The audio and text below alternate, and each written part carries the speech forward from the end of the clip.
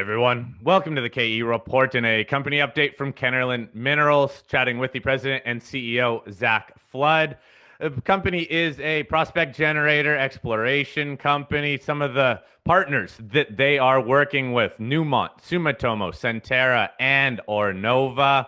Company is advancing still some of their 100% owned projects. So I'm bringing Zach on because it's been a couple months since I last had him on for really an all-encompassing exploration update. Kenorland Minerals is traded on the TSX Venture Exchange under the symbol KLD, on the OTCQX under the symbol KLDCF, and the Frankfurt Exchange 3WQ0. Now, Zach, a lot of projects for us to talk about. The first one, as I always like to focus on, is this Frotet project. Kenorland holds a 4% royalty. Sumitomo Metal Mining has been moving this project forward for a number of years now. And most recently in August, you announced some drill results and the initiation of an initial mineral resource estimate. Take us through Frotet as it continues to develop, please. Yeah, sure thing. Thanks, Corey. So we did announce that we have initiated the Maiden mineral resource estimate there, which we expect to be out hopefully by the end of this year, if not early next year. That'll encompass, 130,000 plus meters of drilling. We're working with CELR on that and Sumitomo. So this report will be authored both for Sumitomo and Kenorland Minerals. Kenorland's kind of been leading the charge in terms of the geologic modeling there. We have kind of the most hands-on experience with modeling that deposit. And yeah, we still have pretty good involvement with the project, working with Sumitomo right now, both on the operations side and the technical side. So it's really nice to see that continued collaboration going forward, even as we, transition the operatorship to Sumitomo this year.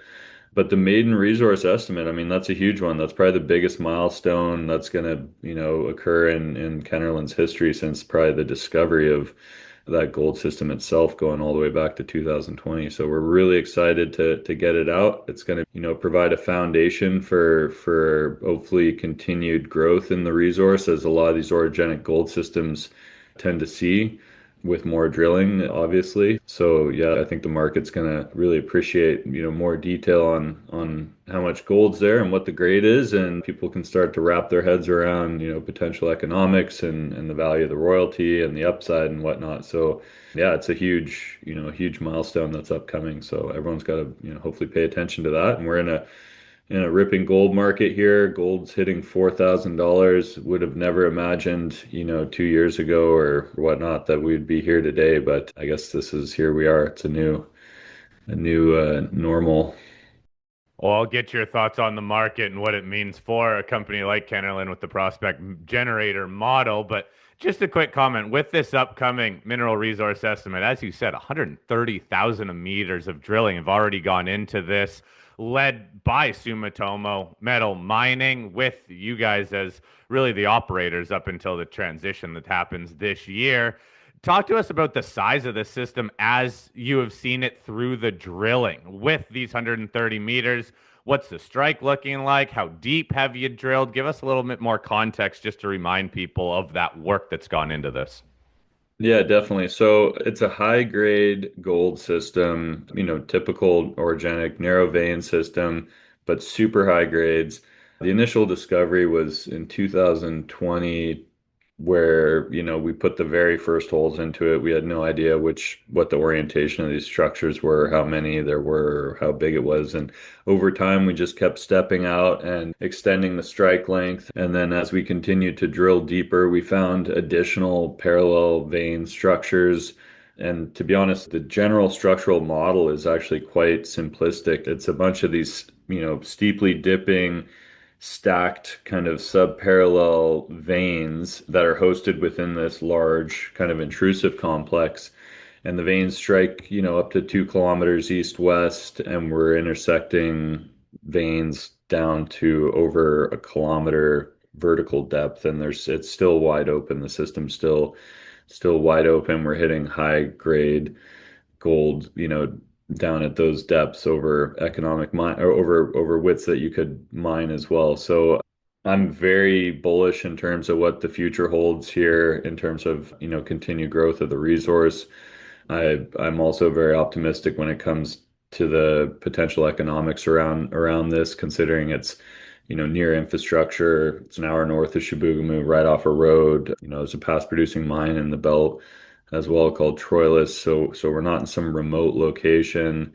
And again, the grades really, I think, separate this from a lot of the other deposits. I mean, it's quite often we're seeing triple digit 100 plus gram per ton gold assays coming out of here. And the metallurgy is good. We've done two phases of metallurgical work on it and showing recoveries in the mid 90s for gold using conventional processing. So it's ticking a lot of boxes, and these veins themselves, they're fairly planar structures, which will lend to, more simple mining methods. And yeah, just, it's really going to come down to, I guess, how many ounces are going to be there and what the grade is. But it's ticking a lot of boxes. Obviously, this is translating to a lot of value for the royalty we hold. We hold a 4% NSR, net smelter return royalty on that, with a 0.75 buy down, leaving us with, 3.25% uncapped net smelter return royalty. And so that's 3.25% of the total value of gold that comes out of the ground. So, as you see gold price increasing to 4,000 plus dollars, that value of the royalty is tracking the gold price, and obviously this is the big driver, I think, in Kenorland's share price and market value. So, Zach, one more quick question on Frotet. Now that the transfer has happened to Sumitomo Metal Mining, what does this mean for your team in terms of, I guess, focusing on other projects? And what does it mean for progressing this Frotet project just because Sumitomo Metal Mining now will be running the whole show? Yeah, this transition was intentional. Sumitomo and Kenorland had been progressing permitting for a decline for a bulk sample purpose. That work began last year at some point. We're submitting that permit application, within the next quarter or so, and we expect about a 12-month turnaround on that. And Sumitomo's been clear as well, and I've communicated this to the market too. The upcoming milestones and decision points are kind of as following. We're expecting this maiden resource by the end of this year. Next year, perhaps some economic study. This may be 43-101 compliant, or it may be something Sumitomo does internally. And following that, as you get into 2027, there will be some decision on whether or not they'll construct that decline.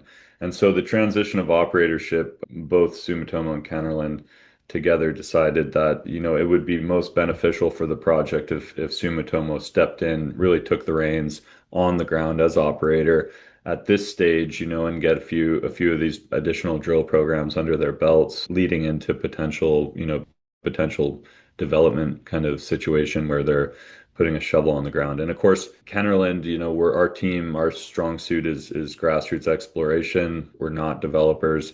And so it just, made sense to undertake this transition sooner rather than later. And so that does free up our team to go out and really push hard on the grassroots exploration, which is what we've been doing over the last couple of years, staking huge areas in Ontario and Quebec and New Brunswick and carrying out large scale geochem surveys. And also, there's been a lot of other drill programs across the portfolio as well that we've been operating. So we're on the cusp, I think, of discovery on a couple of these things, and it could quickly evolve into another situation like Frotet. So it's an exciting time. I mean, I think where we're at is right where we should be. So.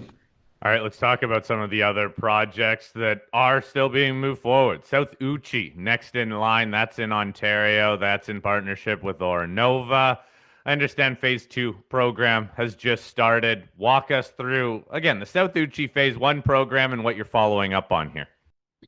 Yeah, so the phase one program, again, this project was, I'm going to take it way back. We generated this project years ago now, staked a big land package in the Confederation Lake volcanic rocks, which is the same package of rocks that host the Great Bear deposit. That's 80 kilometers to the west of us. So that's where we are geographically. We're in the Red Lake Mining District.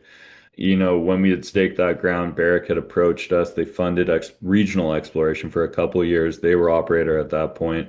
They ended up kind of walking from the region, I think, post Kinross buying Great Bear, they gave us, we got all this data back, this regional data on the project back. And there was a subtle, anomaly from that regional data that we thought really hadn't been followed up on. And so we took it the next step. We did a summer of really intensive till sampling, gold grain sampling, prospecting, and sure enough, we defined in a large area with gold mineralization and bedrock in an area that had no previous drilling or gold occurrences or anything. So this was, again, this was a total kind of grassroots find, so to speak. And at that point, Auranova came into the picture, and they're a private company. We optioned this to Auranova. And the first program that they funded was the Maiden drill program earlier this year. And so that drill program was designed as kind of wide spaced fences across, the target area where we did intersect, broad lower grade mineralization, but, gold mineralization over multiple kilometers of strike. It was like a cloud of gold, so to speak, where it was tough to see something hanging together until we stepped out about 3 kilometers to the east in the volcanics, and that was one of the last holes of the program. And there we intersected a really well-developed shear zone with multiple generations of quartz and quartz carbonate veining, different sulfide assemblages, pyrite, pyrrhotite, chalcopyrite, arsenopyrite, and also visible gold. And this shear zone looked like the real thing in terms of orogenic gold, and it was hanging together. So that was kind of the I'd say, most promising result from that first pass program. But we only had one hole out there, and there was no other drilling around it. There's no historical drilling around it. There was no other information. So obviously, that warranted follow-up exploration. And so that's what we just kicked off. We announced this morning that we commenced a 6,000-meter drill program, stepping out from that discovery, so to speak. And we're also testing some additional targets out in the volcanics to the east and northeast as well. So I think this is you're watching, a discovery kind of take shape. It doesn't happen overnight or on the first drill program always. It's sometimes a bit of a process where you're getting a hang of the geology and kind of finding your way through the dark. There's not a lot of outcrop here. This is covered in a lot of it's covered in glacial till. So yeah, we're putting it together. I'm super excited, obviously, for the results here. I do think we're onto something, and we're in an area that has the potential to deliver, major discoveries, as you saw with Great Bear, in a very similar geologic setting, just 80 kilometers to the west of us. And this is even greener than that, right? Like that area had previous drilling at the hinge zone and some stuff on the LP fault, and whereas we're starting from absolute blank canvas out here in the Papanga target area. So yeah, super excited to kick off this drill program and see what follows. Can you just recap this option agreement as well? Because what I'm seeing is Auranova now has earned a 51% stake in this project, but there's a lot of spending that still needs to happen for them to increase that ownership. And you also have a royalty on this project too. So just remind everybody what's still to come in terms of that option earning. Yeah, so they did exercise the 51% earn. They have another option to acquire an additional 19%, bringing them to 70%. So they have to spend another $10 million within 3 years. And then our 30% project interest is carried through to the completion of a PEA, preliminary economic assessment, at which point then a joint venture would be formed.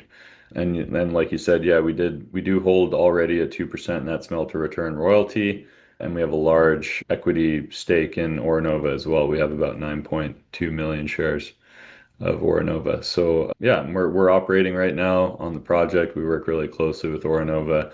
It's one of the most exciting projects in Kenorland's portfolio outside of Frotet, in my opinion.